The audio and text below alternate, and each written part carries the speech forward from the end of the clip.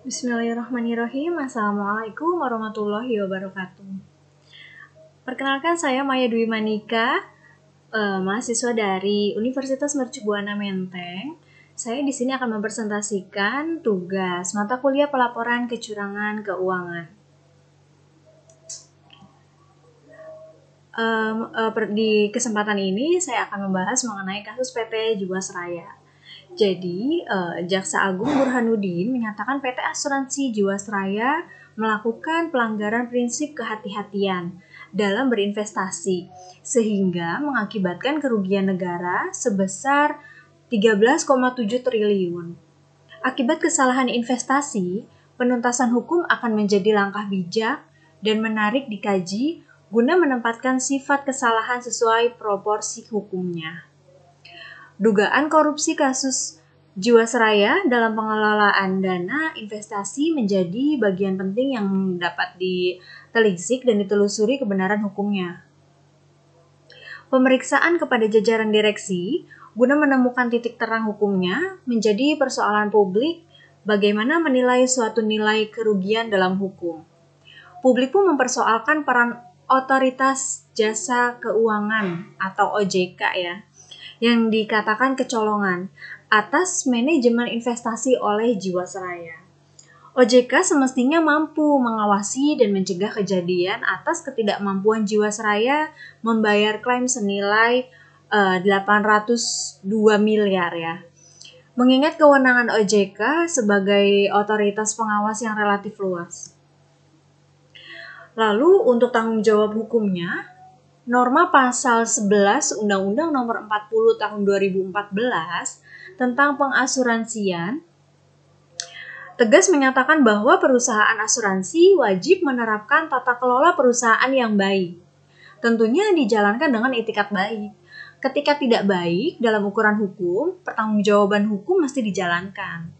Dalam Undang-Undang Nomor 40 Tahun 2014, selain direksi dan komisaris, pihak bernama pengendali yang diatur OJK dapat turut bertanggung jawab atas kerugian usaha asuransi sebagaimana diatur dalam norma pasal 15. Keberhasilan tata kelola perusahaan Jiwasraya tidak bisa lepas dari pengawasan OJK. Lain halnya jika pihak Jiwasraya memberikan laporan, informasi, ataupun data tidak benar kepada OJK. Hingga menimbulkan kerugian usaha. Direksi maupun komisaris dapat bertanggung jawab menurut hukum seperti dimaksud dalam pasal 74 Undang-Undang 40 2014. Ketika tata kelola usaha yang dijadikan menimbulkan kerugian, hukum bisa menilai kerugian tidak melulu pada konteks kerugian negara sepanjang direksi dapat membuktikannya.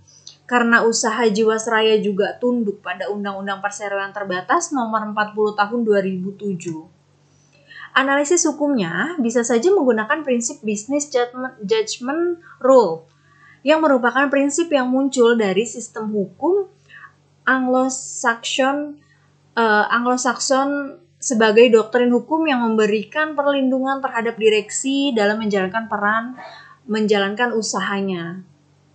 Jika tidak, direksi cenderung bermain aman dan tidak berani mengambil keputusan jika memang dimaksudkan untuk tujuan kemajuan dan kepentingan perusahaan. Ketika aturan main mengacu pada Undang-Undang Perseroan Terbatas, boleh jadi direksi tidak dapat dipertanggungjawabkan atas kerugian bila kerugian bukan karena kesalahannya serta telah bertindak dengan itikat baik dan hati-hati sesuai maksud dan tujuan perseroan. Tidak ada benturan kepentingan dan telah bertindak mencegah kerugian. Namun, norma tersebut seakan tidak berlaku ketika penegak hukum menggunakan norma undang-undang di luar undang-undang perseroan. Dan itu akan menjadi dilema hukum dan persoalan kepastian hukum bagi direksi. Menilai kerugiannya. Ketika bisnis perseroan telah berjalan, kerugian maupun keuntungan menjadi sisi yang melekat dan menyatu dalam usaha. Tidaklah tepat jika suatu usaha perseroan mengharuskan keuntungan terus-menerus. Juga tidak tepat jika terjadi kerugian yang diderita dicap menjadi celah bagi pengurusnya. Analisis keuntungan dan kerugian dari sisi akuntansi bisa dinilai sebagai bagian pencatatan biasa dan lumrah dalam usaha. Pencatatan akuntansi jelas menyebutkan judul laporan laba rugi.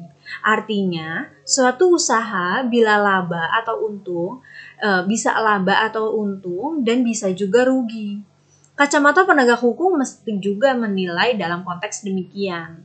Pencatatan dalam akuntansi tunduk pada standar akuntansi keuangan yang bersifat universal. Keberadaan SAK bukan merupakan undang-undang, tetapi semacam generally accepted saja di kalangan profesi akuntan. Kerugian secara akuntansi berapapun jumlahnya belumlah dapat dikategorikan kerugian dalam makna kerugian yang berakibat hukum pidana. Oleh karena konsep kerugian dalam akuntansi bisa dimaknai dua hal, pertama unrealized loss dan yang kedua dimaknai realized loss.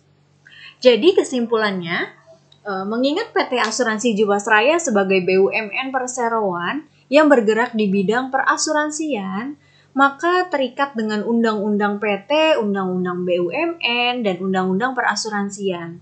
Jika semua organ yang terkait menjalankan fungsinya secara benar dan efektif sesuai rule yang seharusnya, tentu masalah tidak akan sebesar seperti sekarang. Akhirnya timbul pertanyaan di kalangan publik, bagaimana efektivitas organ pengawasan yang ada selama ini, termasuk lembaga pengawasan seperti OJK sebagai otoritas yang mandiri dan juga Kementerian BUMN. Dengan menilai analisis awal atas persoalan hukum Jiwasraya, kiranya publik bisa memahami bahwa persoalan kerugian suatu usaha tidak melulu mesti dipahami dalam konteks hukum, tetapi mesti dipahami juga dalam konteks akuntansi.